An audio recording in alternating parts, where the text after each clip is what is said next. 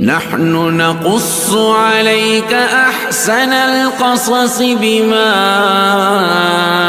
أوحينا إليك هذا القرآن. بسم الله الرحمن الرحیم. یو ملګری تاسو کړو چې د ماشوم د پیدایش په 9 ورځ باندې د ماشوم عقیقه کول دا خو مستحب دي، او په 9 ورځ باندې دغه ګډه یا چیلې چې کم د عقیقې د پاره اغوستل شوی دا ذبح کول هم مسنون دي.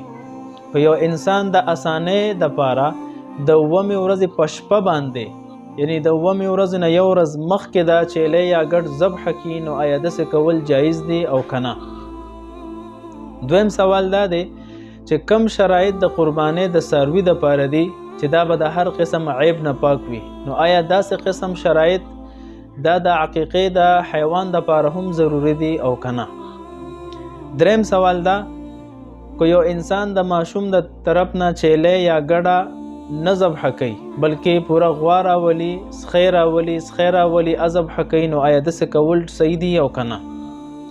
څلورم دا چې د ماشوم د سنتولو مسنون وخت په شریعت کې کم یو دی.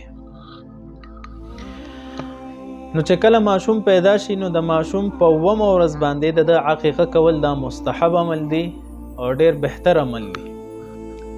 او د ماشوم د طرف نه کو الک وی نو 2 چیلې یا 2 ګډان، او کو جنې وی نو یو چیلې یا یو ګډ ذبح کول دا مسنون دی او سنت دی. خو لیکن کو یو انسان په 9 ورځ باندې ذبح ونه کی، د 9 ورځ نه یو ورځ مخکې د 9 ورځ په شپې باندې ذبح وکړي، نو دا هم جایز دي، خو البته خلاف سنت دي.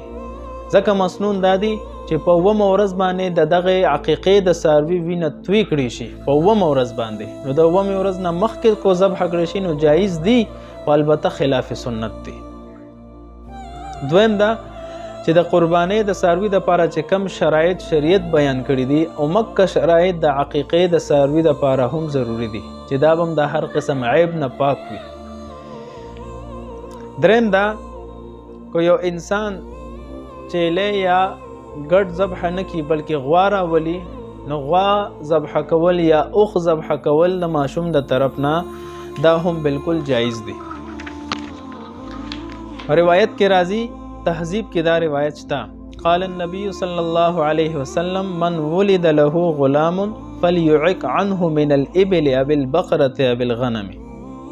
چې چا ماشوم شي نو دا د پکار د چې عقیقه دی وکړي، اوخت ذبح کی یا د غوا ذبح کی یا د ګډه بیزه ذبح کی. دلیل على جواز العقیقه ببقره كامله او بدنه كذلك. نو دې روایت نه معلومه شوه چې د ماشوم د طرف نه کو یو انسان ګډه بیزه ذبح نه کی بلکې غوا ذبح کی یا اوخ ذبح کی، نو دا هم جایز دی. او د ماشوم د سنت په حواله سره زمون فقها فرمای الفقه الاسلامی کې دا عبارت شته، ويكره الختان يوم الولاده ويوم السابع عند الحنفيه لانه من فعل اليهود. د ماشوم د پیدایش په ورځ باندې ماشوم سنتول دا مکروه دی.